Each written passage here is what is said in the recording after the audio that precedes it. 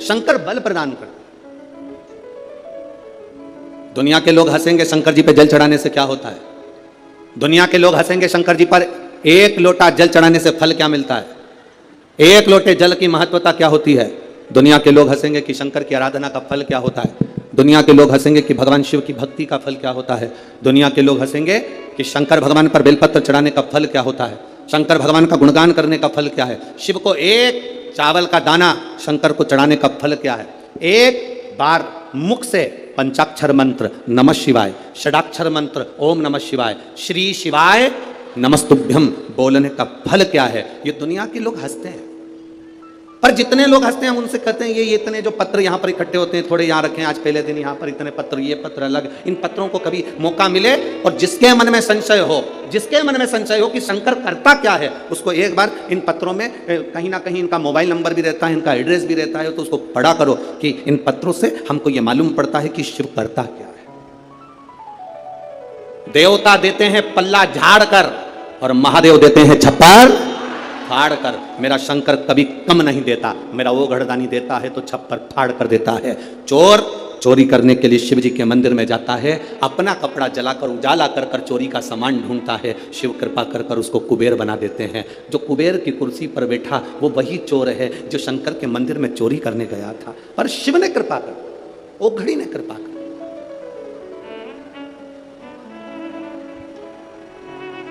वो करुणा सागर। शंकर के जो भक्त होते हैं वो 3 बार रोते हैं। कितनी बार रोते हैं? 3 बार। शिव के जो भक्त होते हैं वो 3 बार रोते हैं। पहला,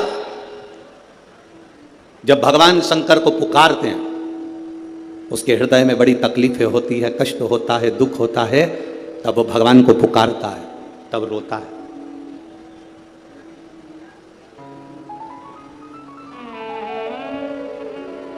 शिव के भक्त 3 बार रोते हैं। पहला, जब वो बाबा को पुकारता है दुख की घड़ी में, कष्ट की घड़ी में, तकलीफ की घड़ी में, तब वो बाबा को पुकारता है, तब रोता है। दूसरी बार, शिव का भक्त जब बाबा नहीं सुनते, बाबा नहीं आते, उसका दुख जब समाप्त नहीं होता और भगवान जब आते नहीं, उसका दुख जाता नहीं, शंकर का भक्त फिर रोता है।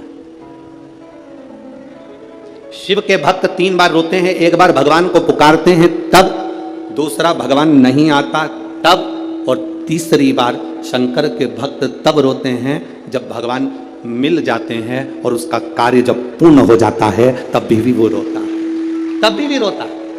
शंकर के भक्त 3 बार रोते हैं। पहली बार जब भगवान को पुकारेगा तब रोएगा, दूसरी बार जब भगवान नहीं आएंगे तब रोएगा, और तीसरी बार जब भगवान आ जाएंगे तब रोएगा। तीसरी बार इसलिए रोता है कि मेरे जैसे पापी पर भी तूने कृपा कर दी। मैंने सोचा नहीं था कि मेरा महादेव एक लोटे जल से प्रसन्न हो जाता है और मेरे ऊपर करुणा कर देता है, तब भी रोता है, तब भी। बस आपका भरोसा, आपका विश्वास दृढ़ होना चाहिए, और जितना विश्वास, जितना भरोसा आपका पक्का होगा, उतना परमात्मा को मिलने में देरी नहीं होगी।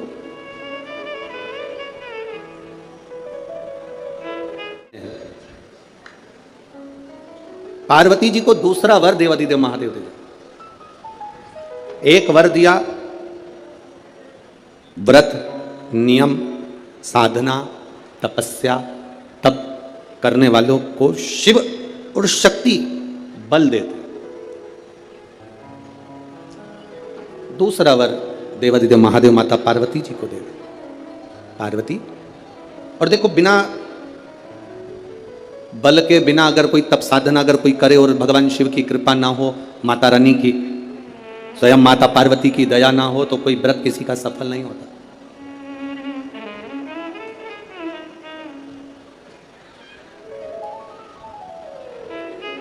राजा प्रसेनजीत की 2 बेटी थी।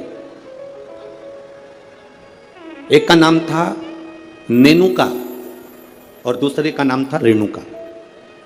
कितनी बेटियां? जम के बोलो जरा। 2। पहली का नाम क्या है? नेनुका, ना, एन, नेनुका पहली का नाम, और दूसरी का रेणुका, आर। रेणुका। राजा प्रसेनजीत की दो बेटी है, एक नेनुका है, दूसरी रेणुका है। नागपुर में भी कहीं ना कहीं रेणुका माता का मंदिर होगा, है। अच्छा, एक का नाम है नेनुका, दूसरी का नाम है रेणुका। अब देखिए तप का बल कैसे प्राप्त होता है। दोनों देवियों में विचार करिए, ये दोनों राजा प्रसेनजीत की दोनों बेटी है, रेणुका और नेनुका, ये दोनों बेटी राजा प्रसेनजीत।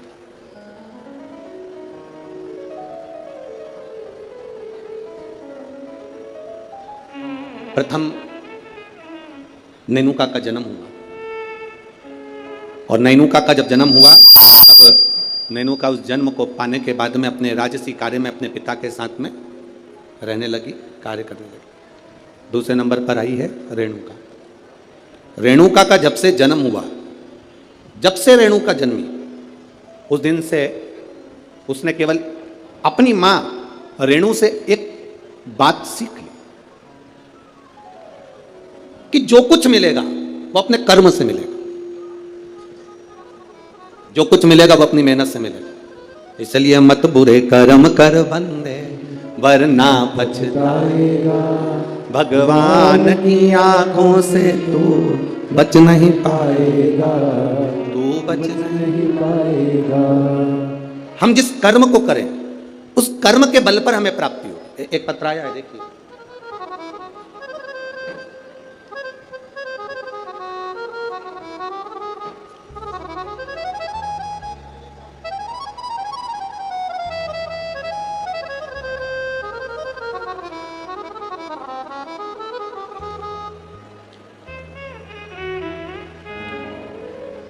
मैं पूनम लाला सेलोकर, गंगाबाग पारड़ी,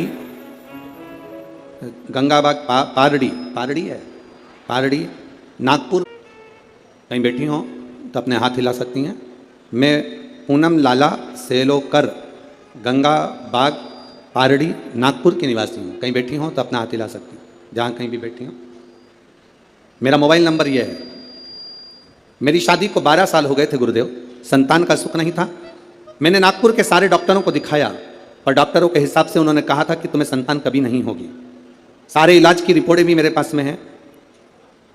क्यों? उसका कारण यह था कि मेरे गर्भाशय में 12 mm की गठान हो गई थी, और 12 mm की गठान बहुत बड़ी गठान होती है गुरुदेव। डॉक्टरों ने कहा कि इसका ऑपरेशन कर भी देंगे तो तुम्हारी बच्चादानी में गर्भ नहीं ठहर सकता, तुम्हारे बच्चा नहीं हो सकता। तब मेरी दीदी ने कहा, आस्था चैनल पर कथा आती है, कभी 1 बजे कभी 2 बजे आती है, उस कथा को श्रवण करो। मैंने 2022 में कथा श्रवण करना प्रारंभ करा। आपने पशुपतिनाथ के व्रत का वर्णन किया। 12 साल तक मेरे यहाँ औलाद नहीं हुई गुरुदेव। जब 12 साल संतान नहीं हुई तब पशुपति व्रत करना प्रारंभ करा। सफ़ेद आंकड़े की जड़ का प्रयोग किया, और सफ़ेद आंकड़े की जड़ को मैंने कमर में बांध भगवान शिव का भजन करना प्रारंभ करा। आपने पीपल के पत्ते का जो उपाय बताया वो मैंने किया, और गुड़ियारी रायपुर की कथा मैंने टीवी पर आसन लगाकर सामने टीवी को चालू कर पूरी कथा गुड़ियारी रायपुर की सुनी, और बाबा की कृपा से उसी महीने में मेरा गर्भ ठहर गया, और 17 जुलाई 2023 को मुझे पुत्र रत्न की प्राप्ति हुई है। मैं बाबा को यहाँ प्रणाम करने आई हूँ। कहीं बैठी हैं क्या? बच्चा लाए हैं? बच्चा लाए हो ले आओ, अगर लाए हो तो लेकर आ सकते हो।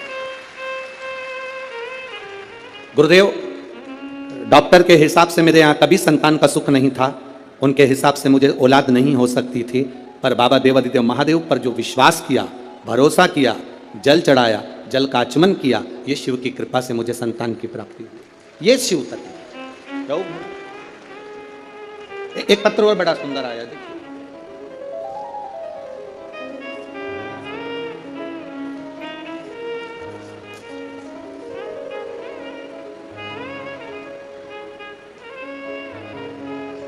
मैं दीपा निखिल कनाटे, शांतिनगर, कावलापेट है, कावलेपेट। अरे तुम समझ गए ना? हाँ बस ठीक है। नागपुर मेरा प्लाट नंबर 143। बहुत जोरदार। कहीं बैठी हैं? कहीं बैठी हो तो हाथ हिला सकती हैं। कहीं पर बैठी हो तो हाथ हिला सकती हैं। मैं दीपा निखिल, कनाटे, शांति नगर, समझ जाओ, ठीक है। हाँ, कावलापेट, नागपुर, मेरा प्लाट नंबर 143। गुरुदेव, मैं बाबा का क्या गुणगान करूं, मेरी शादी को कई साल निकल गए, संतान का सुख नहीं था गुरुदेव। 6 साल तो मैं जहां कोई कहता था वहां चली जाती, गोदी भरवा कर ले आती, कोई नारियल डाल डाल कर गोदी में इतने सारे नारियल इकट्ठे हो गए कि एक बार विसर्जन करना पड़ा गुरुदेव, फिर भी संतान का सुख नहीं हुआ। ऐसा कोई दरवाजा नहीं था जिस दरवाजे पर मैं नहीं गई, पर मुझे संतान का सुख नहीं हुआ गुरुदेव। टेस्ट पे भी करवाया, वो भी सफल नहीं हुआ, संतान का सुख नहीं हुआ। किसी ने कहा एक काम करो, पशुपतिनाथ का व्रत करो, शिव जी को जल चढ़ाकर एक बेलपत्र खाओ और जल का आचमन करो। गुरुदेव, बाबा का मैं क्या वर्णन करूं, पशुपतिनाथ का व्रत किया और बाबा की कृपा से तब भी मेरा गर्भ नहीं ठहरा। मेरे 5 व्रत पूरे हो गए, जब गर्भ नहीं ठहरा तो मैंने बाबा से प्रार्थना करी, बाबा तू सबकी सुनता है। वो सियोर वाला महाराज व्यासपीठ पर बोलकर कहता है तू 3 महीने में सुनता है, फिर मेरी क्यों नहीं सुना। बाबा, मैं मंदिर से आ रही थी तो किसी एक महिला ने कहा कि तू एक काम करा कर, मंदिर में पोछा झाड़ू कर लिया कर। मैं मंदिर में सफाई करने लगी, झाड़ू लगाने लगी, पोछा लगाने लगी, मंदिर की बाल्टी में पानी भरकर रख देती, पूरे मंदिर को साफ करती। बाबा की कृपा का मैं क्या गुणगान करूं, केवल 1.5 महीना बीता और मेरा गर्भ ठहर गया। अब गर्भ ठहर गया गुरुदेव, डॉक्टर को जांच कराई तो उसने कहा कि तुम्हारा गर्भ में बच्चा है। अब डॉक्टर ने जांच कर कर कहा कि गर्भ में बच्चा है। बच्चा मेरे गर्भ में रहा 1 महीना, 2 महीना, 3 महीना, 4 महीना बीतता चले गया। 4थे महीने में मुझे कष्ट बहुत हुआ। जब कष्ट बहुत ज्यादा हुआ तब डॉक्टर को दिखाया तो उसने कहा तुम्हारे गर्भाशय में एक बच्चा है और कोई एक गोला सा दिख रहा है, ऐसा लगता है कि कोई गांठ पड़ी हुई है। तब मुझे भय लगा और मैंने तुरंत गीता प्रेस गोरखपुर की शिव महापुराण की पुस्तक बुलवाई, पढ़ना चालू करा।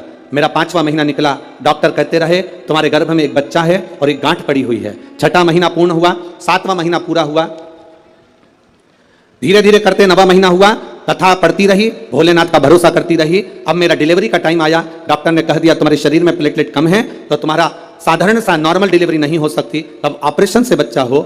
जानकर मैं बड़ी दुखी हो गई, अब करे तो करे क्या। डॉक्टर के अनुसार तुम्हारे गर्भ में एक बच्चा है और एक गांठ है तो बड़ी सावधानी से बच्चे को जन्म देना पड़ेगा।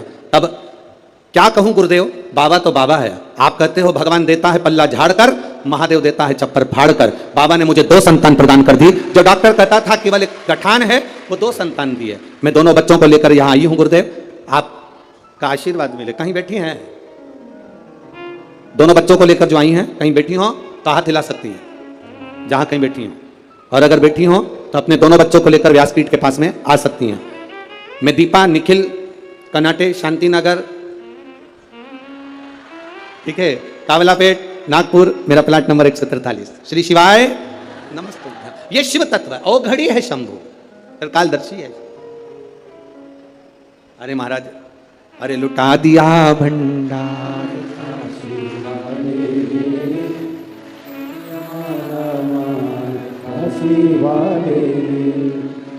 एक बात तो है, जितने लोग कथा सुनने आए हैं तुम पूरे की पूरे भजन याद करके आए हो, पक्का। बहुत बहुत साधुवाद। और एक बात तो है, विदर्भ विदर्भ है और नागपुर नागपुर है।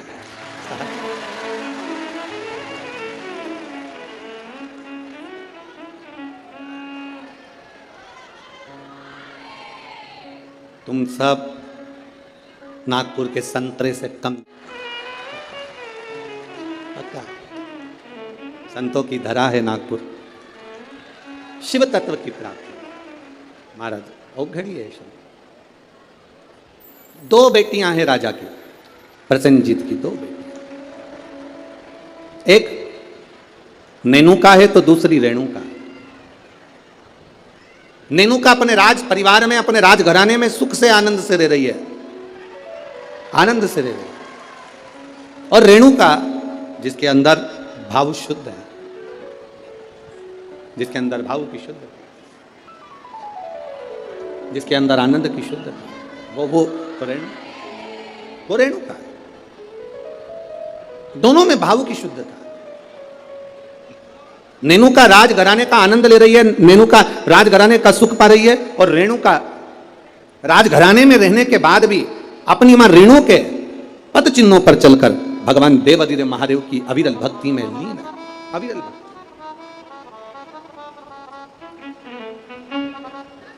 शिव भक्ति में लीन है वो। समय जाता जाता है,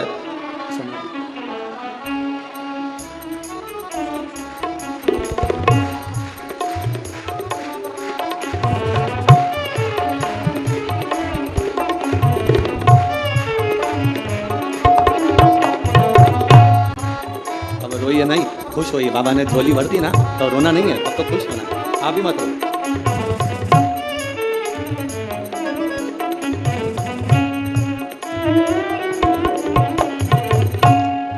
अभी तो रोने का समय गया, अब तो खुश होना। दोनों जने अच्छे से खुश होकर जाओ, रो के नहीं जाना।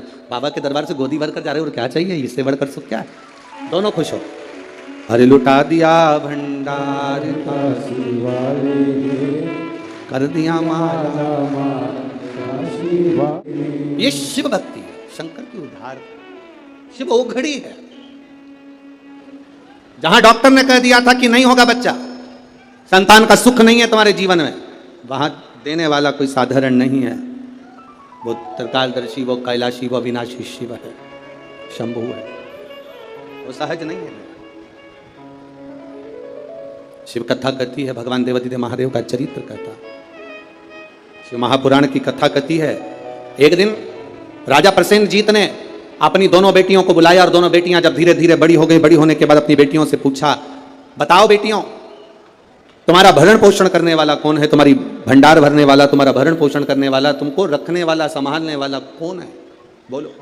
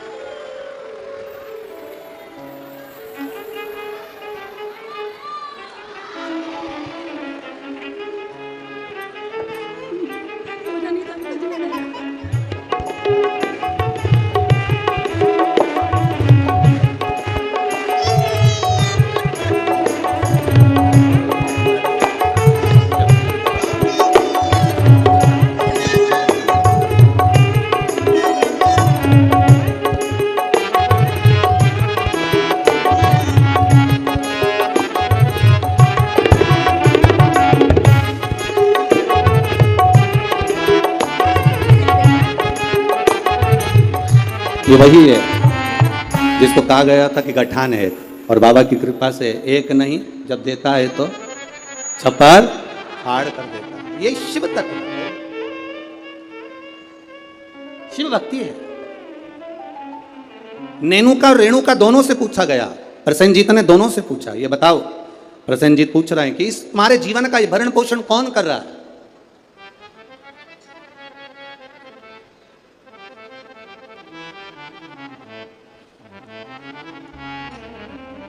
नेनुका ने कहा, पिताजी मेरे जीवन का भरण पोषण आप कर रहे हो, मेरे जीवन को चलाने वाले आप हो, भरण पोषण करने वाले आप हो।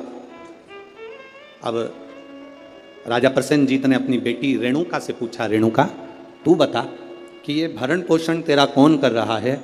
रेणुका कहती है, पिताजी ये तो सब जो कर रहे हैं वो भोलेनाथ कर रहे हैं, जो लिखा ललाट पर वो मिल रहा है, जो लिखा, जो ललाट पर लिख दिया वो मुझे मिल रहा।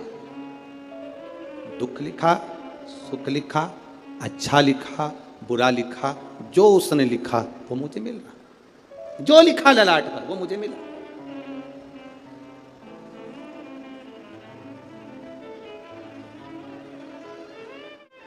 और तेरी कृपा बिना ना हिले एक भी अणु, लेते हैं श्वास तेरी कृपा से तनो तनो। जो ललाट पर लिख दिया वो कोई टाल ना सका।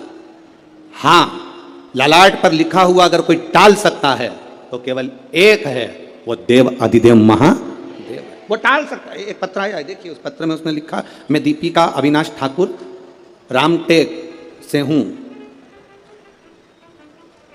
कहीं बैठी हैं? बैठी हो तो हाथ हिला सकती हैं।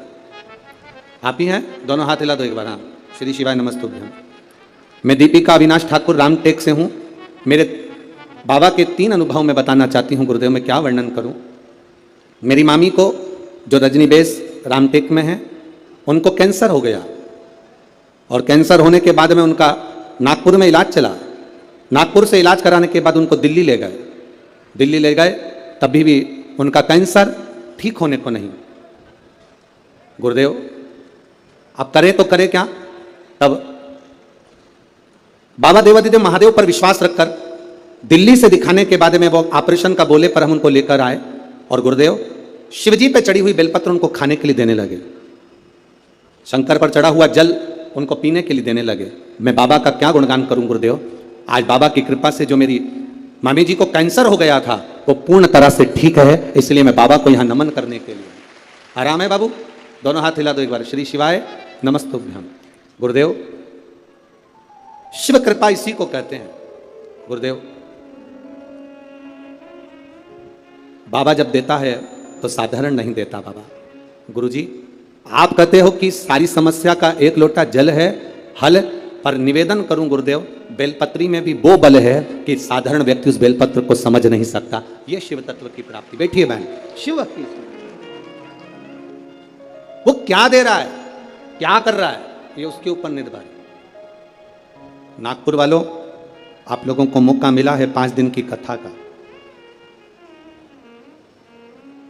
जितने दिल से, हाँ लोग कहेंगे तुमसे भीड़ बहुत है, बहुत गर्दी है, बहुत भीड़ है, बहुत गर्दी है, तो भी कह देना कि वो हमें जहाँ जगह मिले वहाँ बैठकर दिल से जितनी देर मिले उतनी देर की कथा श्रवण कर कर उसको एक बार अपने मन की बात कहकर जरूर जाना। वो 3 महीने में क्या देगा ये उसके ऊपर नहीं, वो क्या देगा ये वही जान सकता। भगवान ने अगर आपको धन दिया है तो बन सके जो शिव भक्त यहाँ पर आए उनको दोनों हाथों से कुछ जो बन सके, पानी हो, फलाहार हो, बिस्कुट हो, कुछ भी सामग्री एक बार उनका मुंह झूठा जरूर कराओ और लिख कर रखना अपनी डायरी में कि मैंने 5 रुपए का पानी पिलाया था। 3 महीने इंतजार मत करना, 1.5 महीने में इंतजार कर कर बताना कि वो 5 रुपए का जो पानी पिलाया वो 3 गुना हुआ कि नहीं हुआ, 4 गुना हुआ कि नहीं, उसका फल क्या, क्या मिल रहा है, क्या प्राप्त होगा, ये वही था।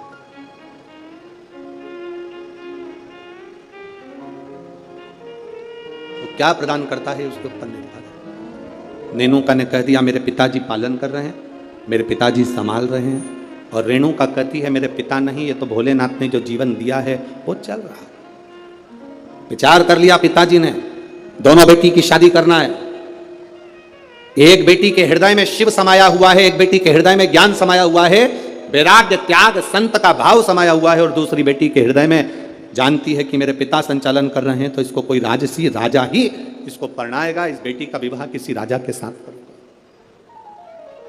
बेटी का विवाह में राजा के साथ करूंगा।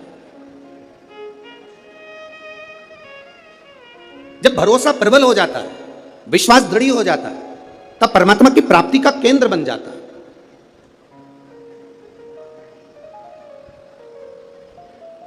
अभी हम आ रहे थे, जब आते आते देखा कि लोग टेंट के बाहर, पंडालों के बाहर लोग धूप में बैठे हुए हैं। बहुत गर्मी है, धूप अपार, पर आप प्रयास करना। 2 बजे कथा चालू हुई, 5 बजे तक चलेगी। 2 बजे से 5 बजे तक जो धूप में बाहर भी बैठे हैं वो अंदाजा लगाकर बैठना कि 2 बजे से 5 बजे तक आपको कहीं धूप दिखी, कहीं धूप नजर आई, कहीं धूप लगी। वो छत्र छाया कर कर बैठता है। साधारण नहीं है मेरा शिव, साधारण नहीं मेरा ऊपरी।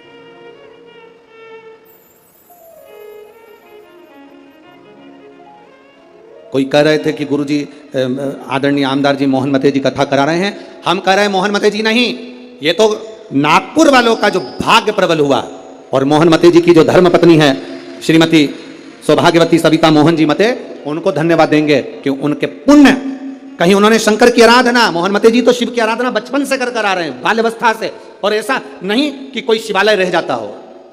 शिवरात्रि पर भी भगवान शंकर के मंदिर में जाना, श्रावण के महीने में शंकर की आराधना करना, शिव भक्ति को अपने हृदय में बिठाना, तो कहीं ना कहीं शंकर की जो करुणा हमारे पुण्य की।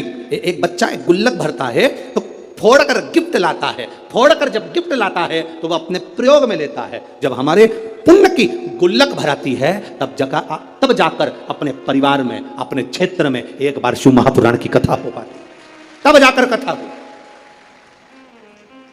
श्री मोहन मते जी को मैं कहूंगा, आपके इस कथा से पूरे नागपुर क्षेत्र के ना जाने कितने कितने पुण्य प्रबल हुए होंगे, और ये नागपुर वासियों ने ना जाने कितना एक लोटा जल चढ़ाया होगा, तब जाकर ये 5 दिन की शिव महापुराण की कथा यहाँ पहुंची। ये कोई सहज है पुराण?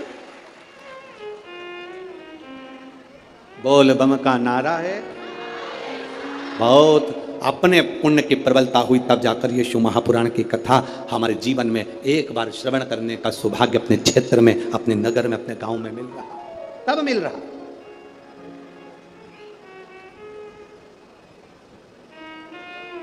अब बेटियां किसको बिहा दी जाए, बेटी किसको दे दी जाए? कर्म का फल देखिए, जो भगवान देवादिदेव महादेव ने माता पार्वती को कहा था कि जो मेहनत करता है, पार्वती जो संकल्प ले लेता है, जो नियम ले लेता है, जो व्रत करता है, उसके व्रत का फल हम स्वयं देते हैं। 2 वचन दिए थे माता पार्वती जी को भगवान शिव ने, एक शिव और शक्ति का बल देना, और दूसरा वचन देवादिदेव महादेव ने माता पार्वती को दूसरा वचन, दूसरा वर दिया था, पार्वती सुन, संसार में रहने वाली नारी, पुरुष, बच्चे, बूढ़े, इस मृत्यु लोक में जो रह रहा है, संसार में अगर उसके जीवन में कभी दुख की एक घड़ी भी आई है तो उसके कर्म से आई है। उसने जो पूर्व में कर्म किया होगा उसके अनुसार उसको एक दुख की घड़ी में भोगना पड़ा है। पर उस दुख की घड़ी में पार्वती, अगर उसने भूलवश भी मुझे याद किया, शंकर कहते हैं मैं उसी क्षण उसके दुख को मिटाने के लिए संसार सागर में पहुंच जाऊंगा। मैं वचन देता हूं। ये माता पार्वती जी को शिव जी ने 2 वचन दिए। पार्वती, एक शिव और शक्ति का बल व्रत उपास साधना तप करने वाले को मिलता है। नवरात्र का व्रत करने वाले कई लोग नंगे पैर चलते हैं, कई लोग एक समय दूध लेते हैं, कोई कहता है कि मैं लौंग पर व्रत करता हूं, कोई अपने शरीर पर जवारे वो लेता है, कोई कुछ नियम धारण करता है, कोई कुछ नियम धारण करता है। सारे नियम व्रत साधना तप जितने लोग करते हैं, घबराने की जरूरत नहीं। ये बल तुम्हें जो देता है वो शिव देते हैं, वो भगवान शंकर शक्ति के साथ देते हैं। और ध्यान देना, दुख की घड़ी में अगर तुम्हारे कर्म के अनुसार तुम्हें दुख भोगना पड़ रहा है तो उस दुख में भी घबराना नहीं। अगर दुख परमात्मा ने दिया है तो वो उस दुख को समाप्ति का बल भी आपको प्रदान करता है। वो शिव तत्व है, वो घड़ी है, वो शंकर है, वो घड़ी शिव है।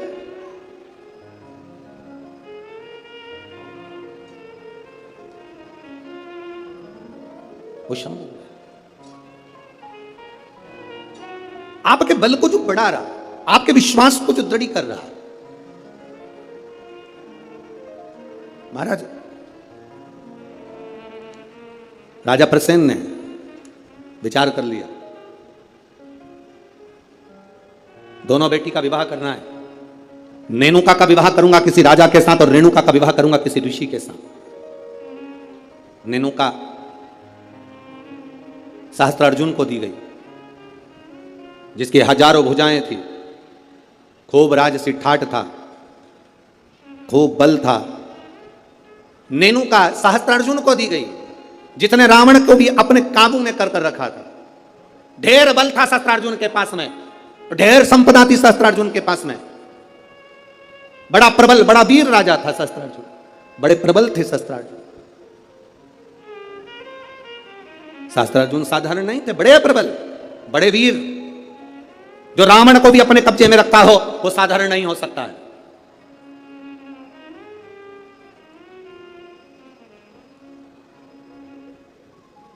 राजा सहस्त्रार्जुन को अपनी बेटी नेनुका का विवाह कर दिया। अब आई बारी रेणुका की, तो फिर विचार करा गया कि इस रेणुका का विवाह मैं करूं तो करूं किससे, किसको दूं? तब कहा, बेटी जितनी तू शंकर की आराधना करती है, जितनी तू शिव जी की उपासना करती है, तेरा पति भी शंकर की आराधना करने वाला होना चाहिए। जमदग्नि जी को रेणुका ब्याह दी। जमदग्नि जी को जब रेणुका ब्याही, रेणुका का तप साधना देखिए कितनी प्रबल थी। जमदग्नि जी के साथ में रेणुका जब ब्याह कर आ गई, रेणुका का नियम था, प्रतिदिन का नियम था रेणुका का, प्रतिदिन का नियम। एक मट्टी को इकट्ठा करती, मट्टी को इकट्ठा कर कर उसका हंडा बनाती, घड़ा बनाती, पात्र बनाती, कच्चा घड़ा, कच्चा पात्र। मेरा निवेदन है, यहां पर जितनी माताएं बैठी हैं एक बार प्रयोग कर कर देखना कि आप मट्टी लाओ, मट्टी का हंडा बनाओ, मटकी बनाओ, और उस मटकी में कहीं जाकर जल भर कर लेकर आना, अपने सिर पर रखकर। मटकी टूटेगी कि नहीं टूटेगी? अरे बोलो तो जम के टूटेगी ना, क्योंकि वो पकी नहीं है, सही से बनी नहीं है, मटकी टूट जाएगी। अगर वो मट्टी का पात्र पका होता, मट्टी का पात्र अग्नि में तपा होता, मट्टी का पात्र अग्नि में सना होता, अग्नि में तपा होता, तो वो मटकी फिर टूटती नहीं। अगर वो तपा हुआ है, अगर वो तपा अग्नि में तपा हुआ है तो वो नहीं टूटेगा, पर वो अग्नि कच्चा पात्र है तो टूटेगा, पका नहीं है तो वो टूट जाएगा। रेणुका का नियम था, मट्टी का पात्र बनाती, मटका हंडा बनाती और हंडे को लेकर जब नदी पर जाती जल भर कर लाती, जल भर कर लाती और वो जल अपने पति को देती। जमदग्नि जी को जल देती, जमदग्नि जी भगवान शिव को समर्पित करते। ओम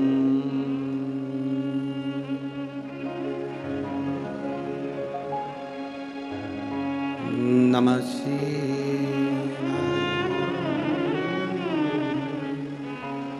ओम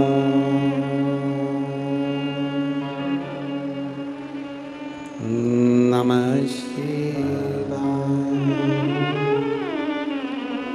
ओम नमः शिवाय। घड़ा लाई, जमदग्नि जी को दिया, जमदग्नि जी ने शिव जी को समर्पित किया। कच्चे घड़े में जल भरना, लाना, शंकर जी के लिए अपने पति को देना, समर्पित करना।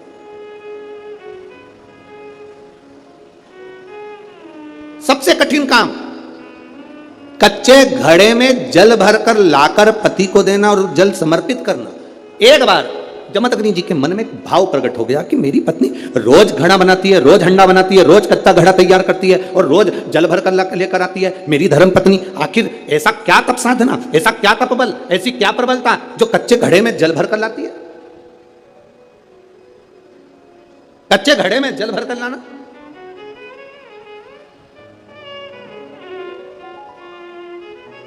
मेरी जीजियों, एक बात अपने जीवन में उतार कर रखना, कभी जिंदगी में अगर कभी ऐसा योग लगे, कभी तुम्हारे जीवन में कभी ऐसा लगे, अब तो थोड़ी शरद चालू हो गई, ठंडक चालू हो गई, तो मट्टी के पात्र का जल से शिव का अभिषेक कभी तो नहीं हो सकता, पर बैसाख महीने में, ज्येष्ठा महीने में कभी मौका लगे अपने जीवन में और तुम्हें लगे कि मेरे जीवन में दुख नहीं हो रहा, मेरे दुख जा ही नहीं रहा, तो 5 बेलपत्र,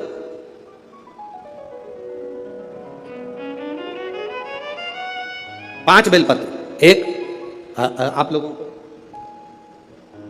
देखो, इस पत्र में शिवलिंग लगा हुआ है तो हम आपको इसी से समझा देते हैं। एक बेलपत्र जिसकी डंडी का भाग जल जहां से बहकर बाहर निकल रहा है, अशोक सुंदरी का स्थान देखा है ना सब लोगों ने, बस उसी स्थान पर पहली बेलपत्र।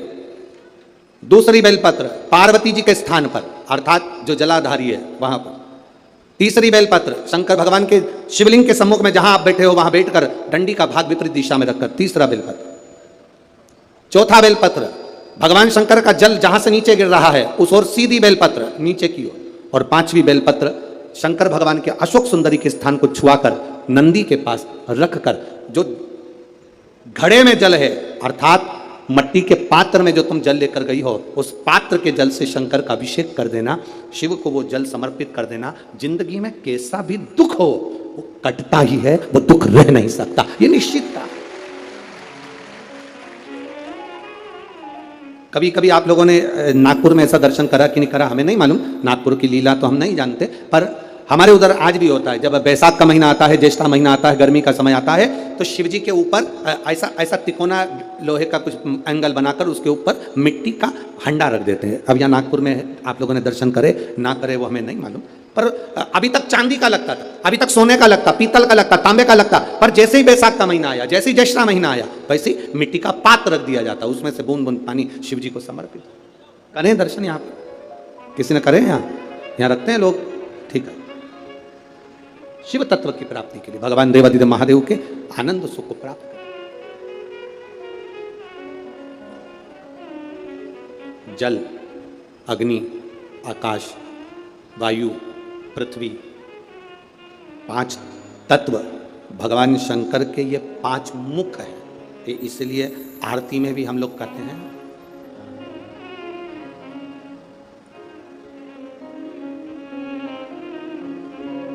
पंचानंद भोले पंचानन हंसासन गरुड़ासन हंसासन गरुड़ासन वृषवाहन वाहन साजे। ओम जय शिवा ओंकारा दो भुज चार चतुर भुजे 10 भुजे अति सोहे। बोले 10 भुजे अति सोहे। अब 5 मुख पंचानंद शिव है। जल, वायु, आकाश, अग्नि, पृथ्वी, ये पंच तत्व शंकर के 5 मुख में विराजमान। 5 मुख। शिव की पंचायत में 5 देवता हैं। कितने देव हैं? 5। पहला देवाधिदेव महादेव, दूसरा गणेश जी महाराज, तीसरा भगवान नारायण, चौथा सूर्य नारायण भगवान, और 5वां नंबर पर है मां दुर्गा भवानी अष्टभुजा धात्री मां देवी मां दुर्गा। ये 5 शिव पंचायत में 5 देवता। फिर से बोलिए, पंचायत में 5 देव कौन से होते हैं? पहला शिव जी, दूसरा गणेश जी, तीसरा भगवान विष्णु, चौथा भगवान सूर्य नारायण, और 5वें मां दुर्गा भवानी। ये 5 शंकर की पंचायत के देवता हैं। शिव पंचायत में ये 5 रहते हैं।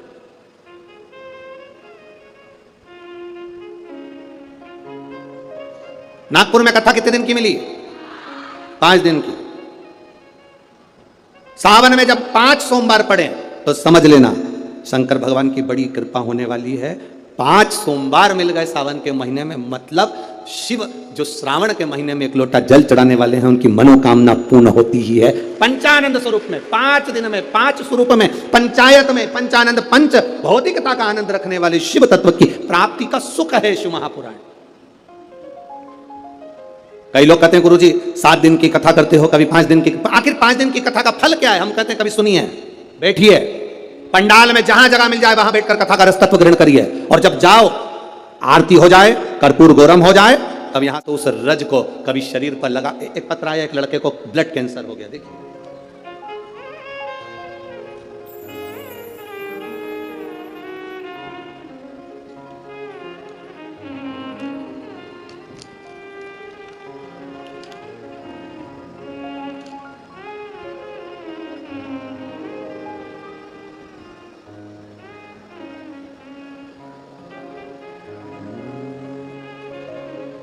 शंभो शरणे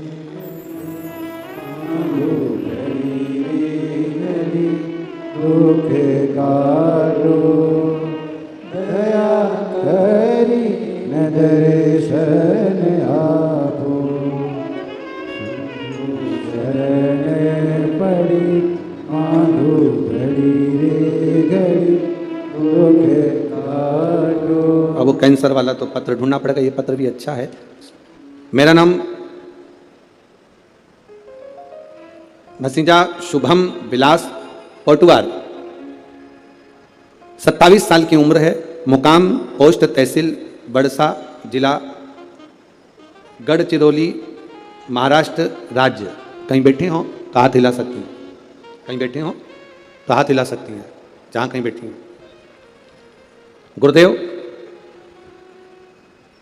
मेरा लीवर और किडनी दोनों ही डैमेज हो गए थे। दोनों ने काम करना बंद कर दिया, पेट में पानी भरा गया। डॉक्टर को दिखाया तो डॉक्टर ने कहा इसका पानी नहीं निकाल सकते क्योंकि इनके शरीर में खून की भी कमी है और लीवर किडनी दोनों काम करना बंद कर दिया।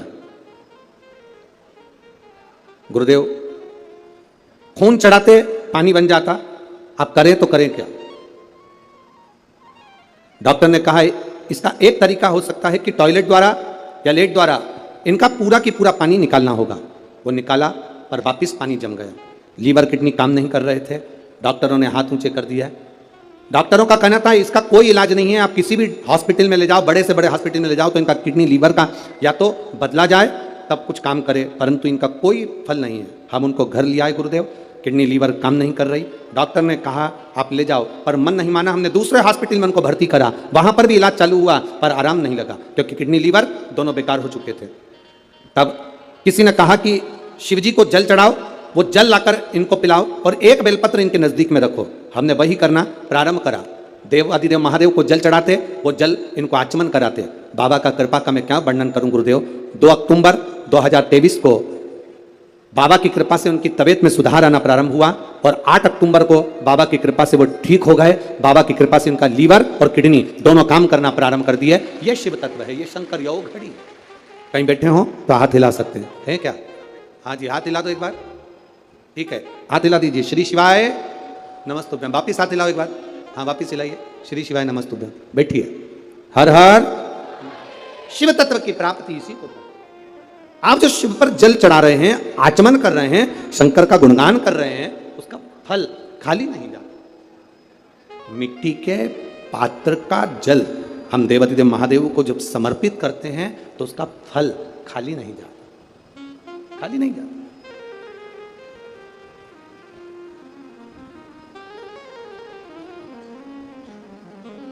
हरि शंभु शरणे मांगू घड़ी रे घड़ी, दुख काटो दया करीन दर्शन आभो।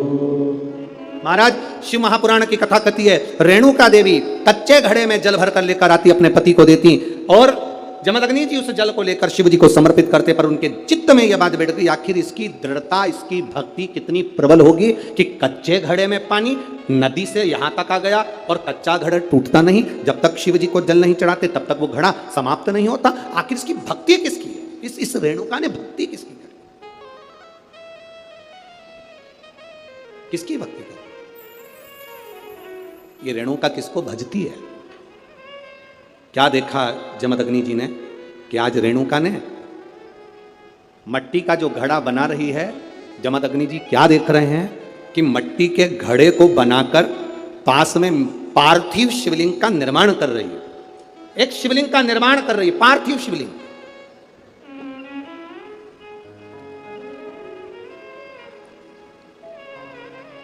और पार्थिव शिवलिंग का निर्माण कर कर ये करती क्या है?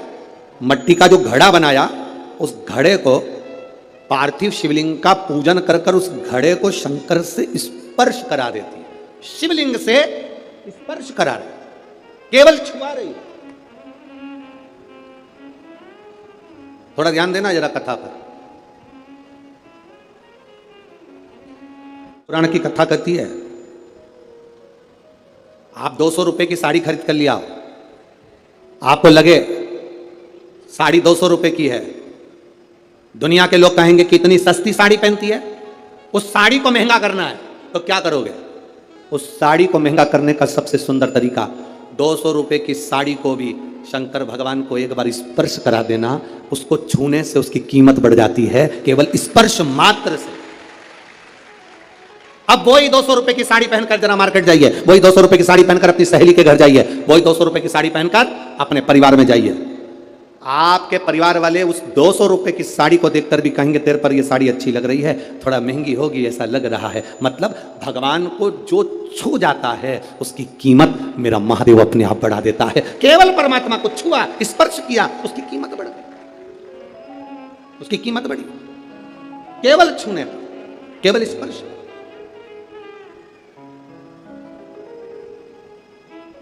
अरे भाई, शिव महापुराण की कथा कहती है, जैसे किसी के यहां कोई मर जाता है तो पूरे परिवार में सूतक लग जाती है। बोलो री जी जी सही है कि गलत है? अरे बोलो तो जम के। लगती है ना? परिवार में कोई मर गया, पूरे परिवार को सूतक लग जाती है।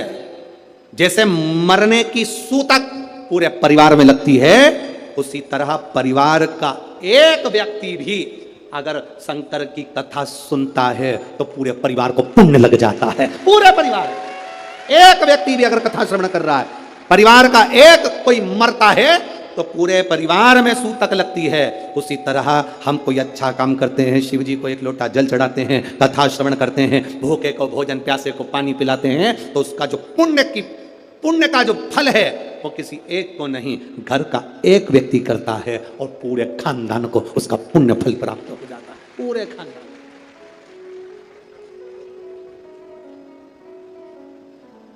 पूरे खानदान को उसका फल मिला। महाराज, शिव कथा कर रही है,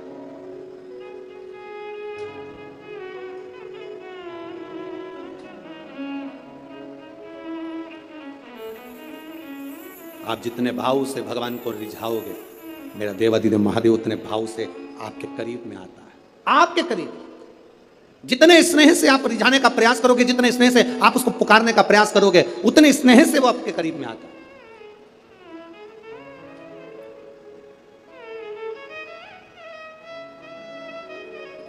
कभी कथा के पंडाल में अगर बैठकर कथा सुन रहे हो या टीवी के सामने सुन रहे हो, मोबाइल पर कथा सुन रहे हो, इस नागपुर की धरा से पवित्र शिव महापुराण की कथा, 5 दिवसीय शिव और पार्वती शिव महापुराण की कथा सुन रहे हो, उसके नियम को धारण कर करके मैं कथा पंडाल में बैठकर कथा सुनूं, कथा पूरी होने के बाद भूमि को प्रणाम कर कर नमन कर कर अपने हृदय से उसको नमन कर कर जाऊं, अपने हृदय की बात उससे कह कर जाऊं, तो कंकर शंकर सुनता जरूर है और कुबेरेश्वर महादेव झोली भरता जरूर है। आप दिल से कहें उसको,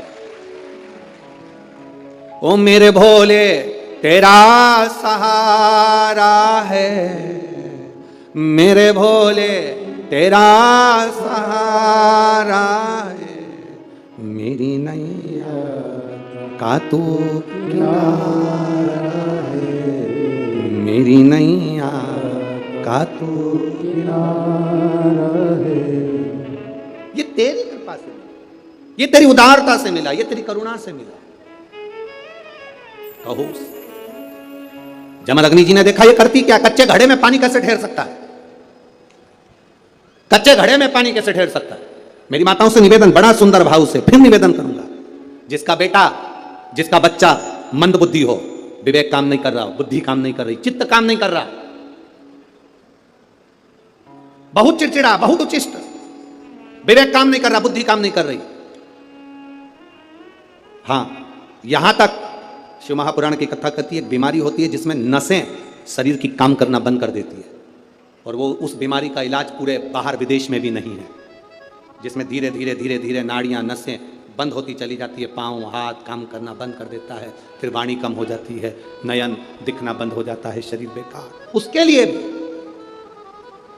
कोई मंदबुद्धि है, उसके लिए भी शिव महापुराण की कथा कहती है, हफ्ते 2 हफ्ते में कभी सोमवार के दिन भले मट्टी का बर्तन तुम्हारे घर में नहीं हो, घर में कोरा सा दिया भी हो, कोरा दिया, दिया कोरा मतलब उसमें दीप ना लगा हो, मट्टी का नया दिया, उसमें अगर आपने थोड़ा पानी भरकर रख भी दिया और उसमें गलते गलते वो पानी ज़्यादा नहीं भी बचा, 2 बूंद भी बचा है और वो 2 बूंद भी अशोक सुंदरी वाली जगह पर चढ़ा है, और वही पानी जिसकी विवेक, जिसकी बुद्धि, जो मंद बुद्धि कहा जाता है, उसको अगर बेलपत्री के साथ में वो जल की 2 बूंद भी उसको दी जाए तो वो विवेकवान बनता चले जाता है, उसकी बुद्धि काम करना प्रारंभ करती है। कितना भी मंद बुद्धि हो, पड़ा रहता हो, पड़ा है, मुंह से राल बह रही है, वो बोल नहीं पा रहा, शरीर विग्रह बेकार बिल्कुल, उसके लिए भी ये कार्य करता। शिव पर चढ़ा हुआ मट्टी के पात्र का जल सुख प्रदान करता है। हमारे यहाँ नवरात्रे में जवारे बोए जाते हैं, आप लोगों को इधर बोते हैं कि नहीं बोते मालूम नहीं, हमको बोते हैं इधर, मट्टी के पात्र में जवारे बोए जाते हैं, कुंडी में जवारे बोए जाते हैं, मट्टी में गेहूं डालकर जवारा बोया जाता है। उस जवारे क्यों बोते हैं, उसको बोने का कारण क्या है? केवल कोई कहे कि हम ठाकुर जी को भजते हैं, भगवान कृष्ण को भजते हैं, कोई कहे हम तिरुपति बालाजी को, नारायण को भजते हैं, कोई कहता है कि हम हरि विट्ठल को, पांडुरंगा को भजते हैं, हमारे यहाँ हम इनको भजते हैं तो जवारे नहीं बोते। ना ना, पुष्टि मार्गी है, ठाकुर जी की सेवा करने वाला है, उसके यहाँ भी ये 9 दिन जवारे बोए जाते हैं। रामानुज संप्रदाय से जुड़ा हुआ है, नारायण की पूजन कर रहा है, उसके घर में भी जवारे बोए जाते हैं। पांडुरंगा हरि विट्ठल की उपासना कर रहा है, उसके घर में भी जवारे बोए जाते हैं। जवारे का महत्व हमारे यहाँ शास्त्र कहता है। क्या महत्व है उसका, क्या फल है उसका? महाराज, जब देवी माता ने दुर्गा भवानी को पंचायत में बुलाया गया, शिव पंचायत में मां दुर्गा बैठी हुई है, और शिव पंचायत में जब दुर्गा भवानी बैठी, उपद्रवियों ने उपद्रव मचाया, अहंकारियों ने अहंकार मचाया, असुरों ने, राक्षसों ने हाहाकार मचाना प्रारंभ करा। तब उस समय पर देवाधिदेव महादेव माता पार्वती को देखकर, दुर्गा भवानी को देखकर मुस्कुरा रहे थे। केवल शिव मुस्कुरा रहे हैं, पार्वती को देखकर, दुर्गा भवानी को देखकर, मां जगत जननी को देखकर केवल मुस्कुरा रहे। तब देवता सूर्य नारायण ने भगवान शिव जी को देखकर हाथ जोड़कर प्रार्थना करी। भास्कर देव बोले, सूर्य नारायण बोले, बाबा मेरे मन के संशय को मिटा दीजिए। शिव जी ने पूछा क्या काम है, बोलो क्या चाहते हो? शंकर भगवान से सूर्य देव, भास्कर देव कहते हैं, प्रभु आपके मुस्कुराने का कारण क्या? भारत की भूमि पर जितनी जगह पर भी आप लोग कथा सुन रहे हो, आस्था चैनल पर, फेसबुक यूट्यूब पर जितने लोग कथा सुन रहे हो, बड़े ध्यान से सुनना कि जवारे क्यों बोए जाते हैं, नवरात्रि में जवारे की महत्वता क्यों होती है। क्यों बोया जाता है, मिट्टी में गेहूं डालकर क्यों उत्पन्न किया जाता है, उसकी महत्वता क्या है? सूर्य नारायण पूछ रहे हैं भगवान देवाधिदेव महादेव से। आप दुर्गा भवानी को देखकर मुस्कुराए, आप हंसे हैं, आपके चेहरे पर प्रसन्नता आई है, कारण क्या? और महाराज देवाधिदेव महादेव ने कहा, यहां भगवान विष्णु, गणेश जी, भास्कर देव, आप सब बैठे हो। असुरों ने आक्रमण कर दिया, असुरों ने आक्रमण करा है, और वह असुर आक्रमण कर दिए हैं तो वो असुर प्रवेश कर रहे हैं, उपद्रव मचाकर, हाहाकार कर कर नष्ट करने वाले हैं इस पूरी पृथ्वी को। तो फिर उसको बचाएगा कौन, कैसे बचेगा? शिव जी ने कहा, चिंता मत करो। दुर्गा ने अपने केश का स्मरण किया, एक केश को माता पार्वती जी ने अपने हाथों से छुआ, छूते ही एक कुंड में सुंदर जवारे उत्पन्न हुए हैं। जब तक वो जवारे बड़े नहीं हो जाते, जब तक वो जवारे थोड़े प्रबल नहीं हो जाते, तब तक एक भी असुर प्रवेश नहीं कर सकता, हाहाकार नहीं मचा सकता और अंदर आ नहीं सकता। शिव महापुराण की कथा कहती है, जवारे जिसके यहाँ बोए जाते हैं, जवारे का, आप लोग कहते हैं कहीं पर देवी जी बैठी हैं, किसी के यहाँ मिट्टी की मूर्ति आई, 21 फीट की, 41 फीट की, 15 फीट की, 10 फीट की, 25 फीट की देवी जी की प्रतिमा स्थापना हुई।